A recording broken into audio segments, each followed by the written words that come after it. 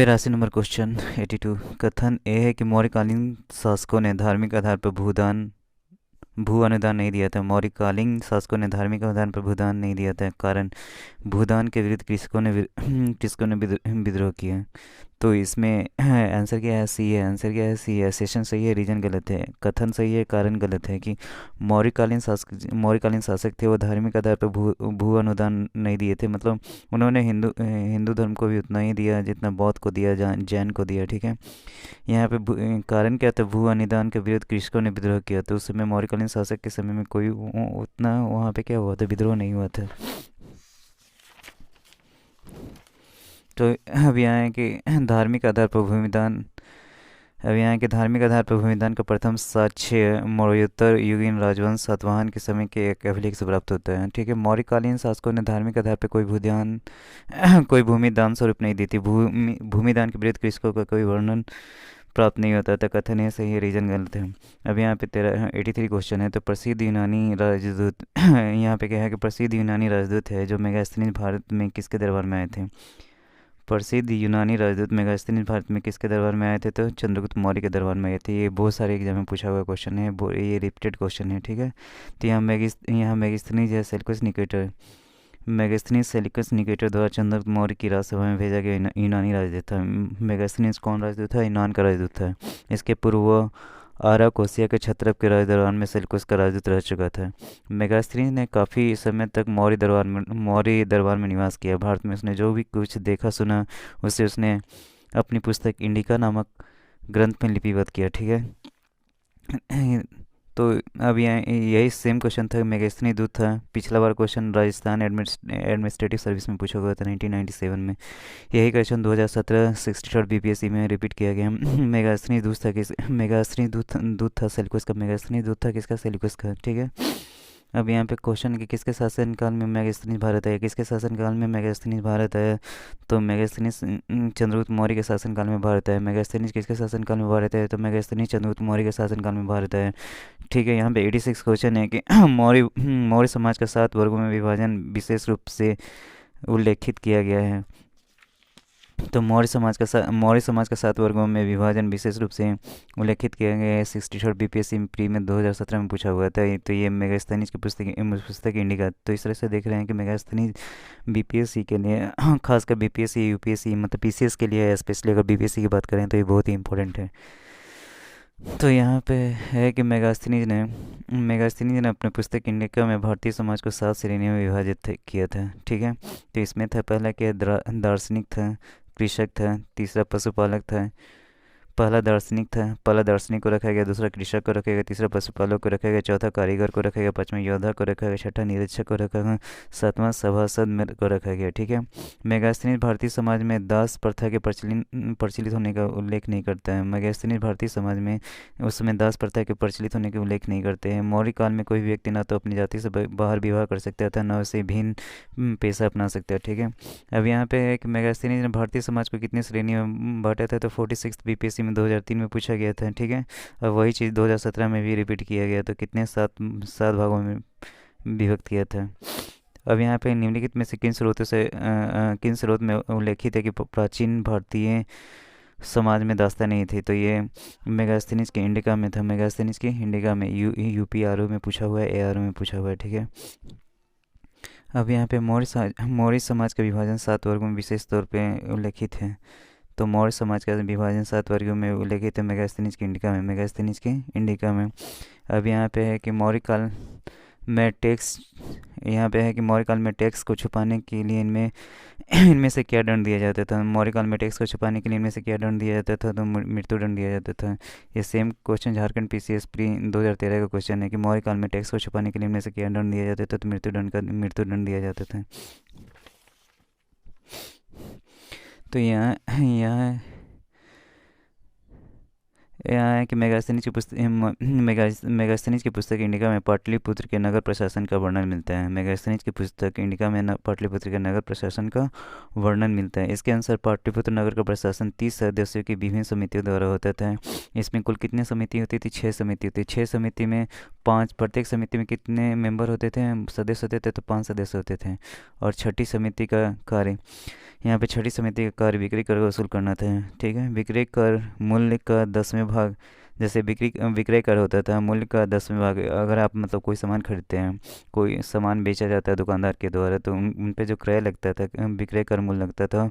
मूल्य अगर 1000 रुपया है तो उसका 10वां भाग यानी 10 रुपये लगता था। 10वें भाग के रूप में वसूला किया जाता था। करों की चोरी करने वाले को मृत्युदंड दिया जाता था। इसलिए उत्तर ए सही है। अब यहाँ पे क्वेश्चन है कि वो स्रोत जिसमें पाटलिपुत्र के प्रशासन का वर्णन उपलब्ध है, तो ये क्या है? इंडिका। वह स्रोत जिसमें पाटलिपुत्र के प्रशासन का वर्णन उपलब्ध है, तो ये क्या है? इंडिका है। ठीक है। अब यहाँ क्वेश्चन है कि निम्नलिखित में से कौन स्रोत मौर्य के नगर प्रशासन का विस्तृत वर्णन मिलता है, तो ये क्या है? मेगास्थनीज की इंडिका। मेगास्थनीज की इंडिका। अब 93 में क्वेश्चन है कि मेगास्थनीज की पुस्तक का नाम क्या है, तो मेगास्थनीज की पुस्तक का नाम क्या है? इंडिका है। ठीक है। अब ये 94 में है कि इंडिका का मूल लेखक कौन था? इंडिका का मूल लेखक कौन था? तो इंडिका का मूल लेखक मेगास्थनीज था। इंडिका का मूल लेखक कौन था? मेगास्थनीज था। अब यहाँ पे क्वेश्चन है कि इंडिका का लेखक कौन था, तो इंडिका का लेखक कौन था? मेगास्थनीज था। ये 56 से 59 बीपीएससी में 2015 में पूछा हुआ था कि इंडिका का लेखक कौन था, तो मेगास्थनीज था। इंडिका का लेखक कौन था? मेगास्थनीज था। ठीक है। अभी यहाँ पे क्वेश्चन है कि इंडिका का लेखक कौन था, तो सेम क्वेश्चन एमपीपीसी प्री 2015 में क्वेश्चन है कि एमपी में इंडिका का लेखक कौन था? मेगास्थनीज था। ठीक है। अब यहाँ पे क्वेश्चन है कि वर्तमान नगर पालिका प्रशासन का कौन सा कार्य मौर्य काल में मौर्य काल से जारी है? वर्तमान नगर पालिका प्रशासन का कौन सा कार्य मौर्य काल से जारी है, तो ये क्या है? जन्म एवं मृत्यु का पंजीकरण। ये जन्म और मृत्यु का जो पंजीकरण है अभी तक हो रहा है, जो मौर्य काल से ही जारी है। ये राजस्थान एडमिनिस्ट्रेटिव सर्विस आरएएस का क्वेश्चन 1992 प्री में पूछा हुआ है। ठीक है। अब यहाँ पे है कि मौर्य युग में नगरों का प्रशासन नगर पालिकाओं द्वारा चलाया जाता था, जिसका प्रमुख क्या होता था? नागरिक होता था या पूर्व मुखी होता था। मेगास्थनी ने पाटलिपुत्र के नगर परिषद की 5-5 सदस्यों वाली 6 समिति का वर्णन किया है। इसमें तीसरी समिति जो होती थी जन्म मृत्यु पंजीकरण का हिसाब रखती थी। वर्तमान में ये कार्य नगर पालिका प्रशासन द्वारा किए जाते हैं। ठीक है। अब यहाँ क्वेश्चन है कि मौर्य नरेशों के बारे में निम्नलिखित में से कौन सा कथन सही है? उन्होंने विकास किया था। अब यहाँ पे क्वेश्चन है कि मौर्य नरेशों के बारे में निम्नलिखित में से कौन सा कथन सही है? तो पहला है कि संस्कृति कला साहित्य सोने के सिक्के प्रांतीय विभाजन हिंदू पुस्तक साम्राज्य। तो इसका आंसर क्या होगा? ए, सी और डी। सोने के सिक्के मौर्यकालीन में नहीं हुआ था, सातवाहन में हुआ था। अब यहाँ पे मौर्य सम्राटों ने संस्कृति कला एवं साहित्य के विकास में महत्वपूर्ण भूमिका अदा की। चंद्रगुप्त मौर्य का साम्राज्य उत्तर पश्चिम में ईरान की सीमा से लेकर दक्षिण में वर्तमान उत्तरी कर्नाटक तक फैलक था। ठीक है। यहाँ पे पूर्व में पूर्व में मगध से लेकर पूर्व में इनका साम्राज्य मगध से लेकर पश्चिम में सौराष्ट्र तक और सोपारा तक का संपूर्ण प्रदेश उसके साम्राज्य का अधीन था। ठीक है। इतिहासकार स्मिथ के अनुसार हिंदुकुश पर्वत भारत की वैज्ञानिक सीमा थी। हिंदुकुश पर्वत है वो भारत की वैज्ञानिक सीमा थी। अशोक के अभिलेखों में मौर्य साम्राज्य के 5 प्रांतों के नाम उल्लेखित मिलते हैं। पहला है उत्तरापद, दूसरा है अवंती, और तीसरा है कलिंग, चौथा है दक्षिणापद और पांचवा है कि प्राच्य एवं पूर्वी देश। स्वर्ण सिक्कों को भारत में प्रचलित करने का श्रेय हिंद यवन यानी इंडो ग्रीक शासकों को जाता है। अतः मौर्य नरेश के संबंध में एसीडी कथन सही है। तो सोने के सिक्के जारी करने का सबसे पहले किसने किया था? तो हिंद यवन लोग थे, जो यवन से लोग आके बसे थे। हिंद यवन इंडो ग्रीक शासकों ने किया था, जैसे कन्फ्यूशियस नहीं सॉरी इंडो ग्रीक शासक जो थे उन्हीं के द्वारा किया गया था। तो इसका एक उदाहरण है कनिष्का कौन था? इंडो ग्रीक शासक के एक उदाहरण इंडो ग्रीक शासक में ही आते कनिष्क। ठीक है। उन्हीं के समय ही सोने के सिक्के का प्रचलन ज़्यादा हुआ।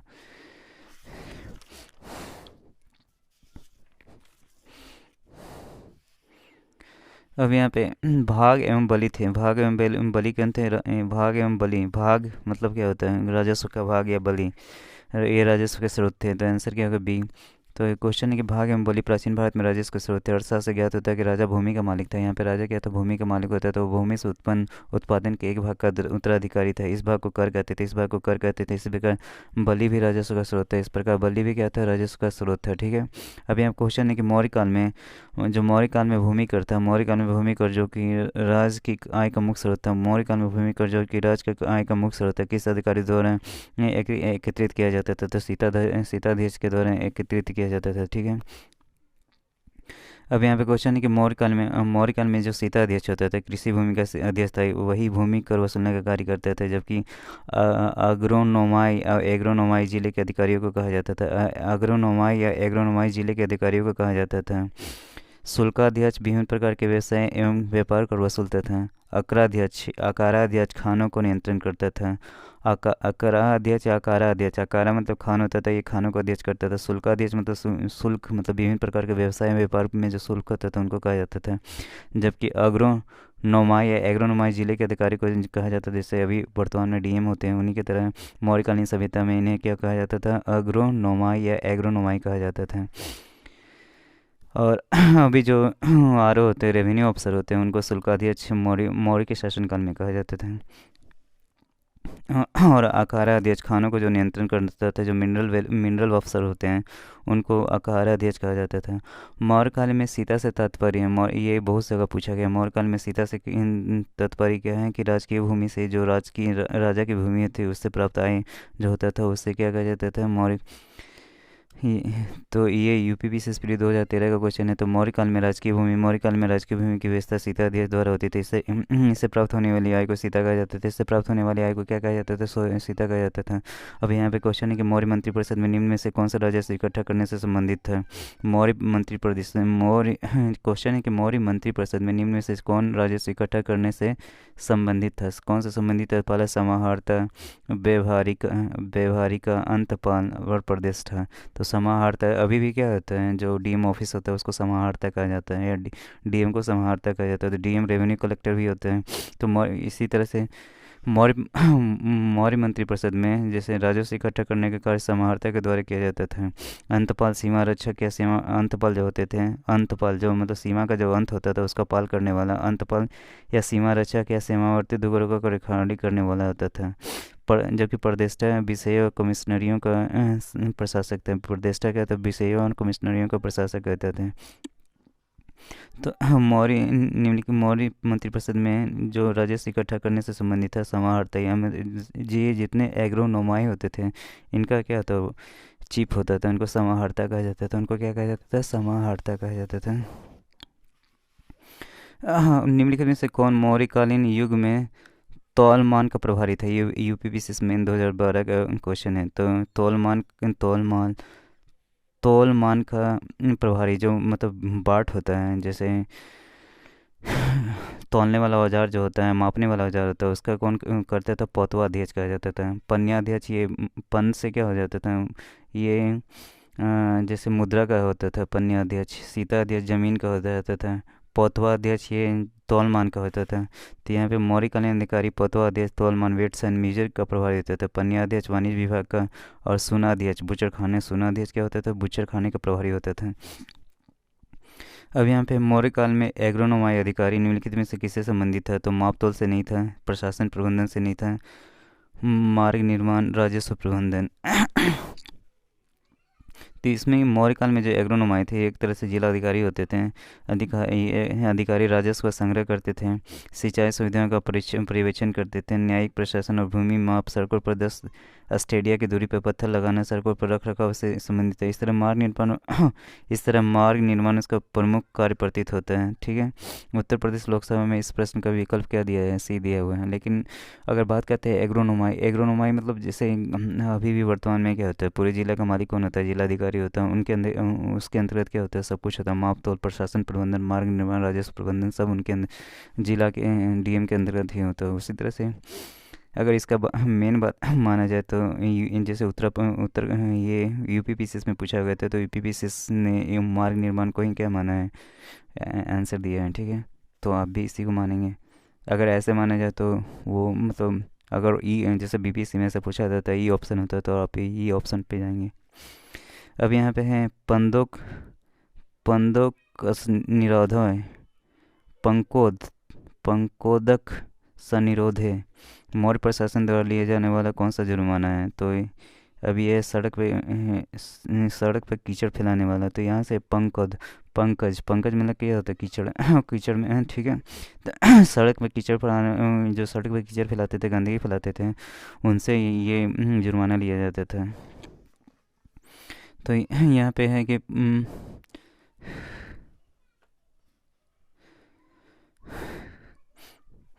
हाँ, पंकोद पंकोदक पंकोदकस निरोधे मौर्य प्रशासन में सड़क पर जल और कीचड़ इकट्ठा करने या कीचड़ फेंकने के कारण लिया जाने वाला जल है। तो यहाँ पे क्या पंख मतलब क्या होता है? अगर यहाँ पे बात करते हैं पंख का मतलब कीचड़ होता है और ज मतलब पंख मतलब पंकज, ठीक है। तो पंख से हो गया कीचड़, कीचड़ में जो कीचड़ जो फैलाता है उसके अनुरोध में मतलब जो जुर्माना लिया जाता है उसको क्या कहा जाता है? उस पे जो जुर्माना है, सड़क पे कीचड़ फैलाने वाले से जुर्माना इसे लिया जाता है, ठीक है। अब यहाँ मौर्य काल में शिक्षा का सर्वाधिक प्रसिद्ध केंद्र कौन सा था? तो मौर्य काल में उस समय तक्षशिला शिक्षा का पवित्र केंद्र था, मेन केंद्र था। उस समय नालंदा विश्वविद्यालय का स्थापना नहीं हुआ था, वैशाली का भी स्थापना नहीं हुआ था। तो मौर्य काल में शिक्षा का सर्वाधिक केंद्र सर्व प्रसिद्ध कौन था? तक्षशिला। तक्षशिला में ही चाणक्य क्या थे? आचार्य थे। तक्षशिला के ही आचार्य चाणक्य कहाँ के आचार्य थे? तो तक्षशिला के आचार्य थे। अब यहाँ पे क्वेश्चन है कि वैशाली वर्तमान में बिहार का एक ज़िला है। वैशाली वर्तमान में क्या है? बिहार का है। वैशाली वर्तमान में बिहार का एक ज़िला है। प्राचीन भारत में वैशाली में क्या होता था कि बुद्ध एवं जैन परंपरा से जुड़ा होगा। इसकी स्थापना 6ठी शताब्दी ईसा पूर्व में गौतम बुद्ध के द्वारा 563 ईसा पूर्व से पहले की गई थी। महावीर स्वामी का जन्म यहीं हुआ था। नालंदा बौद्ध शिक्षा का महत्वपूर्ण केंद्र था। नालंदा क्या था? बौद्ध शिक्षा का महत्वपूर्ण केंद्र था। सर्वप्रथम यहाँ बौद्ध विहार की स्थापना गुप्त काल में करवाई गई थी। तो गुप्त काल जो आया था मौर्य काल के बहुत बाद आया था। नालंदा में की गई खुदाइयों से पता चलता है कि यहाँ विश्वविद्यालय लगभग 1 मील लंबाई में क्या था? विश्वविद्यालय था और आधा मील चौड़ाई था। तक्षशिला मौर्य काल में हिंदू और बौद्ध शिक्षा का प्रमुख केंद्र था। यहाँ विश्व भर से लोग पढ़ने आते थे। यहाँ विश्व भर से क्या होते थे? लोग पढ़ने आते थे, ठीक है।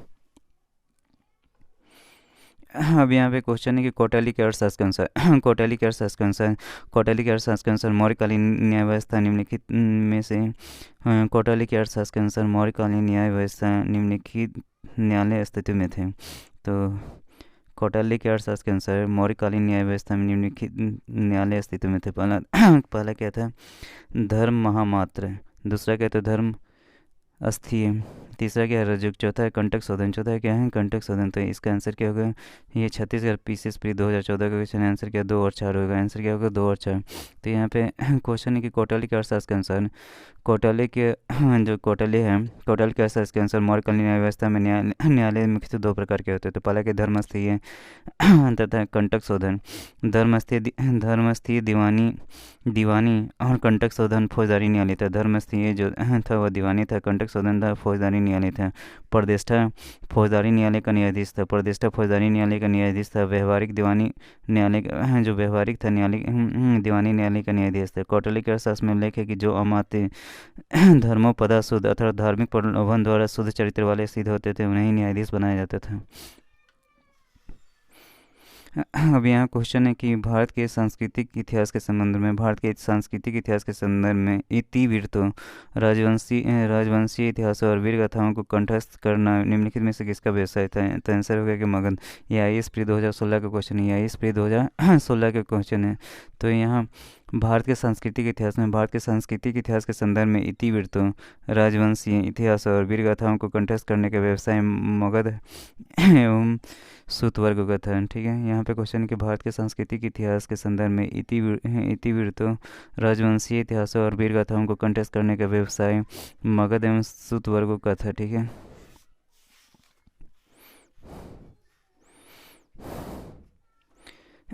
अब यहाँ पे क्वेश्चन है कि गांवों के शासन गांवों के शासन को स्वायत्त शासी पंचायतों के माध्यम से संचालित करने की व्यवस्था का सूत्रपात किसने करवाया था? तो गांवों के शासन को स्वायत्त शासी पंचायतों के माध्यम से संचालित करने का व्यवस्था सूत्रपात किसने करवाया था? तो आंसर क्या होगा? द्रविड़ों ने कराया था। ये Rajasthan administrative service RTS pre 1997 का क्वेश्चन है, ठीक है।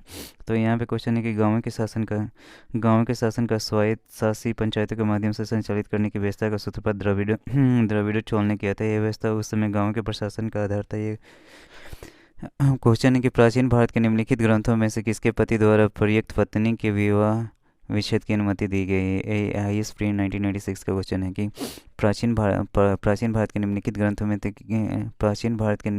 ग्रंथों में से किसमें पति द्वारा प्रत्येक पत्नी के लिए विवाह विच्छेद की अनुमति दी गई है? तो आंसर क्या है? अर्थशास्त्र में दी गई है, अर्थशास्त्र में दिया गया है, ठीक है। तो यहाँ क्वेश्चन है कि अर्थशास्त्र में पति द्वारा प्रत्येक पत्नी के लिए विवाह विच्छेद की अनुमति दी गई है। मौर्यकालीन समाज में तलाक की व्यवस्था थी। पति के बहुत समय तक विदेश में रहने और उसके शरीर में दोष होने पर पत्नी उसका त्याग कर सकती थी।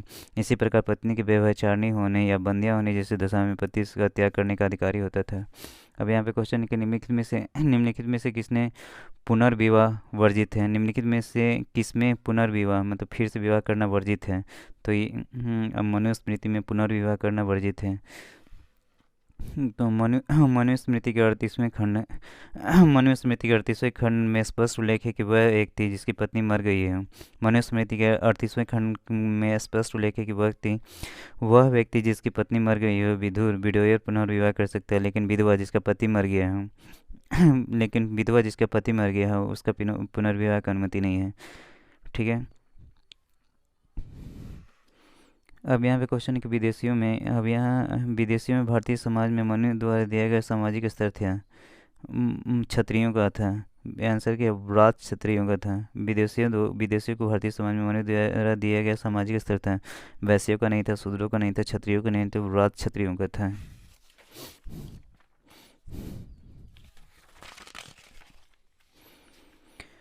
अब यहाँ पे क्वेश्चन है कि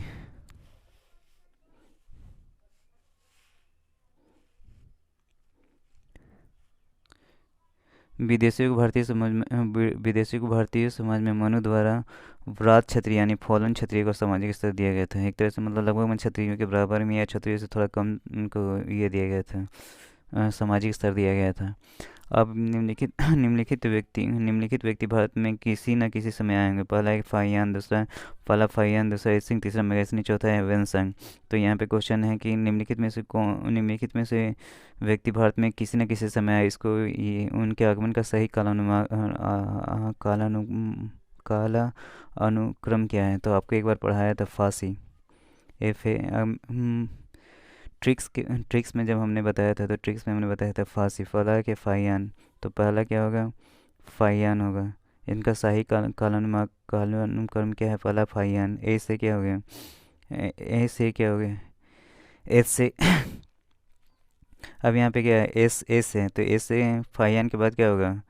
फाहियान के बाद मेगास्थनी जाया था। फाहियान के बाद क्या होता है? मेगास्थनी जाया था। और अगर इसमें बात करते हैं एच क्या है?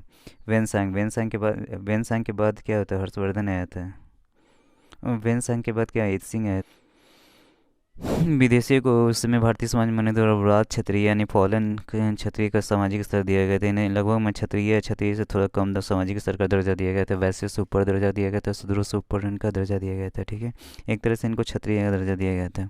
अब यहाँ क्वेश्चन है कि निम्नलिखित व्यक्ति भारत में किसी न किसी समय आए। पहला फाहियान, दूसरा मेघासनी, तीसरा इंडिका है, चौथा इंद सिंह है, चौथा वेनसांग है। तो इसको इसको सजाना है। तो सबसे पहले कौन आया था? मेगास्थनी आया था, ठीक है। सबसे पहले कौन आया? मेगास्थनीज आया, ठीक है। मेगास्थनीज के बाद हम अगर यहाँ पे शॉर्टकट देखते हैं FASHI और M फांसी, ठीक है। तो पहला क्या हुआ? मेगास्थनीज आया, तो तीसरा आंसर हो जाएगा। फिर क्या है कि फाहियान आया, तो 3 और 1 हो गया। फिर उसके बाद अगर बात करते हैं एस से F से फाहियान हो गया था। एस से क्या हो गया था? सत्सुंग एक कोई आए थे, ठीक है। उसके बाद क्या वेंसांग आया था, तो चौथा आ जाएगा। फिर लास्ट में कौन आया था? इत सिंह आया था। आंसर क्या हो जाएगा? 3 1 4 2। तो इस तरह से इस ट्रिक से आप याद कर सकते हैं फांसी। तो यहाँ पे क्वेश्चन है कि यूनानी शासक जो यूनान का जो शासक था सेल्यूकस, यूनानी शासक सेल्यूकस ने मेगास्थनीज नामक अपना एक राजदूत चंद्रगुप्त मौर्य के दरबार में भेजा। वो बहुत दिनों तक पाटलिपुत्रा में रहा और भारत पे उसने इंडिका नामक पुस्तक की रचना की। भारत पे उसने इंडिका नामक पुस्तक की रचना की थी। चीनी यात्री फाहियान ने चंद्रगुप्त द्वितीय के समय भारत की यात्रा की थी। अब यहाँ पे चीनी यात्री जो फाहियान था, चीनी यात्री जो चीन का ये जो यात्री था, चीनी यात्री वैनसंग हर्षवर्धन के समय भारत आया। चीनी यात्री वैनसंग हर्षवर्धन के समय भारत आए। इत्सिंग 7वीं शताब्दी ईसा में भारत आया। इत्सिंग 7वीं सदी ईसा में भारत आया चीनी यात्री। सबसे अंत में कौन आया था? इत्सिंग आया था। अब क्वेश्चन की सूची वन को सूची टू से सही सम्मिलित कीजिए तथा सूची के नीचे दिए गए कूट से सही उत्तर का चयन कीजिए। तो पहला क्या है? चंद्रगुप्त। दूसरा बिंबिसार। तीसरा अशोक। चौथा चाणक्य है। ठीक है, तो इसका पहला क्या है? चंद्रगुप्त क्या है? सेंड्रोकोटस। चंद्रगुप्त क्या है? सेंड्रोकोटस। बिंदुसार की बात करते तो अमितग्रात। बिंदुसार की बात करते तो अमितग्रात। अशोक की बात करते तो प्रियदर्शी। चाणक्य क्या है? विष्णुगुप्त। चाणक्य क्या है? विष्णुगुप्त। ठीक है, अब यहाँ पे क्वेश्चन है कि अंतिम मौर्य सम्राट था। अंतिम मौर्य सम्राट था वृहदेव। अंतिम मौर्य सम्राट था वृहदेव। ये 48 से 52 बीपीएससी के क्वेश्चन है। वृहदेव। यहाँ पे अंतिम मौर्य शासक कौन था? वृहदेव की हत्या कर सेनापति पुष्यमित्र सिंह के द्वारा 184 ईस्वी पूर्व में कर दी गई थी। ठीक है, अब यहाँ पे 116 क्वेश्चन है कि निम्न कथनों पर विचार कीजिए। अब यहाँ पे क्वेश्चन कि अंतिम मौर्य शासक वृहदरथ की हत्या करके उसके प्रधान सेनापति अंतिम मौर्य शासक जो था वृहदरथ की हत्या उसके प्रधान सेनापति पुष्यमित्र शुंग ने की थी। ठीक है, अब यहाँ पे क्वेश्चन है कि अंतिम शुंग जो राजा थे देवहूति की हत्या कर उसके ब्राह्मण मंत्री वसुदेव कन्नव ने की और इससे राज सिंहासन प्राप्त कर लिया। अब यहाँ क्या क्वेश्चन कि आंध्र ने कन्नव राजवंश के अंतिम शासक को पद वंचित किया था। ये ISP 2003 का क्वेश्चन है। तो ये सारे ऑप्शन सही है। वृहदरथ की हत्या कर पुष्यमित्र संघ ने शुंग वंश की स्थापना की थी। अब अंतिम शुंग जो राजा था देवहूति की हत्या कर उसके ब्राह्मण मंत्री वसुदेव कन्नव ने कन्नव वंश की स्थापना की। फिर आंध्र ने कन्नव राजवंश के अंतिम शासक को हटाकर उस पर अपना शासन किया। ठीक है, अब यहाँ क्वेश्चन है कि जिस महत्वाकांक्षी व्यक्ति ने 184 ईसा पूर्व में अंतिम मौर्य शासक वृहदरथ की हत्या करके अब यहाँ क्वेश्चन कि जिस महत्वाकांक्षी व्यक्ति ने 184 ईसा पूर्व अंतिम मौर्य शासक वृहदरथ की हत्या करके शुंग राजवंश की स्थापना की वो इतिहास में पुष्यमित्र शुंग के नाम से विख्यात है। शुंग वंश का यहाँ पे शुंग वंश का जो अंतिम राजा था देवहूति था। शुंग वंश का जो अंतिम राजा था क्या था? देवहूति था। शुंग वंश का अंतिम राजा देवहूति अत्यंत विलासी था। वो अपने अमात्य वासुदेव के षड्यंत्रों द्वारा मार दिया गया था। वायुपुराण के अनुसार अंतिम कनौज शासक सुशर्मा अपने आंध्र जातीय भृत्य सिमुक द्वारा मार डाला गया था। ठीक है, अब यहाँ पे क्वेश्चन है कि ईस्वी सन के पूर्व कुछ शताब्दियों निम्नलिखित में से किस शासकों ने गिरनार क्षेत्र में जल संसाधन व्यवस्था की ओर ध्यान दिया था? तो यहाँ पे आंसर क्या होगा जी? यहाँ पे क्वेश्चन है कि ईस्वी सन के पूर्व की कुछ शताब्दी में निम्नलिखित में से किन शासकों ने गिरनार क्षेत्र में जल संसाधन व्यवस्था की ओर ध्यान दिया था? तो आंसर क्या है? यहाँ चंद्रगुप्त मौर्य। दूसरा क्या है? अशोक। चंद्रगुप्त मौर्य। दूसरा क्या है? अशोक। ठीक है,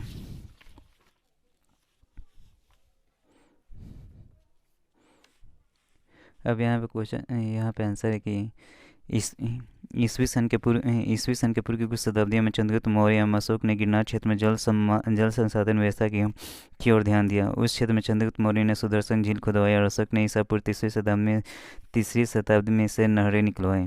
जो शक क्षत्रप था रुद्रादमन के जूनागढ़ अभिलेख में इन दोनों के कार्यों का वर्णन है। जूनागढ़ के शासक रुद्रादमन ने इस झील की मरम्मत कराई थी। चूँकि यहाँ पे क्या रुद्रादमन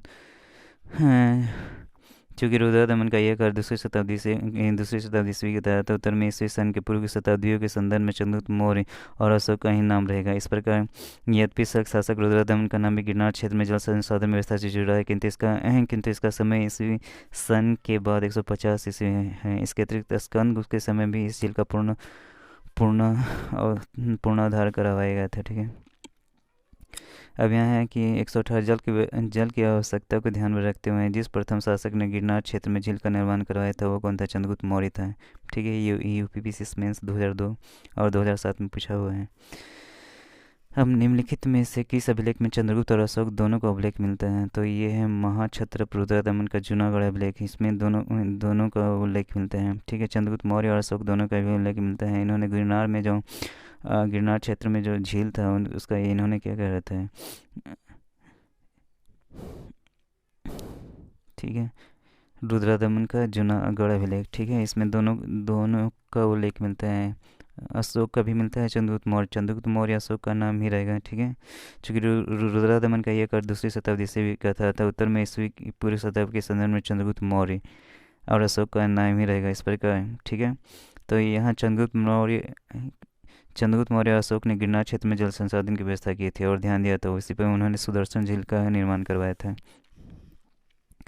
अब यहाँ पे क्वेश्चन है कि निम्नलिखित में से किस अभिलेख में चंद्रगुप्त और अशोक दोनों को अभिलेख मिलता है? तो ये क्या हो गया? महाक्षत्रप रुद्रदमन के जूनागढ़ अभिलेख में।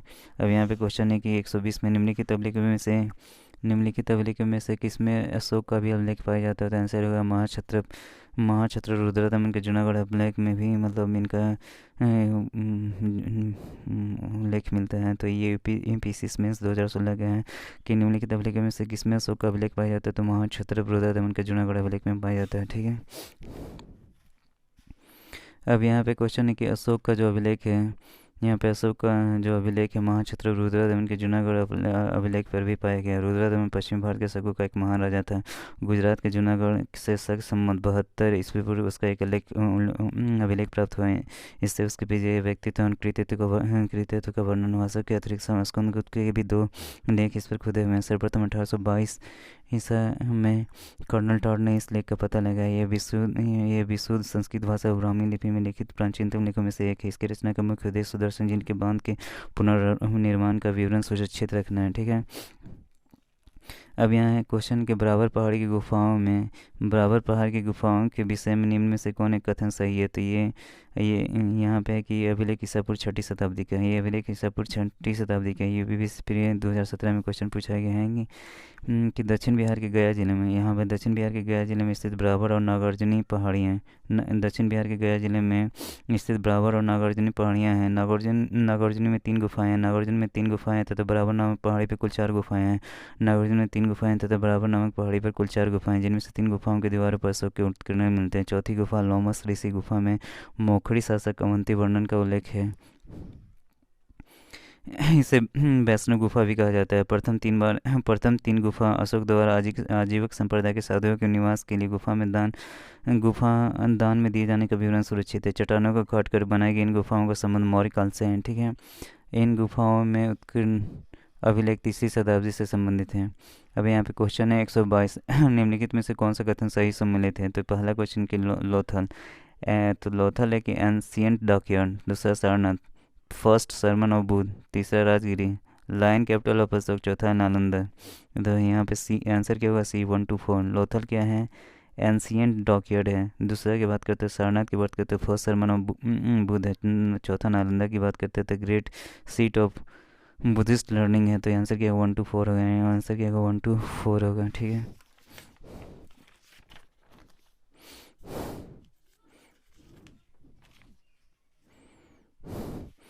तो यहाँ पे है कि लोथल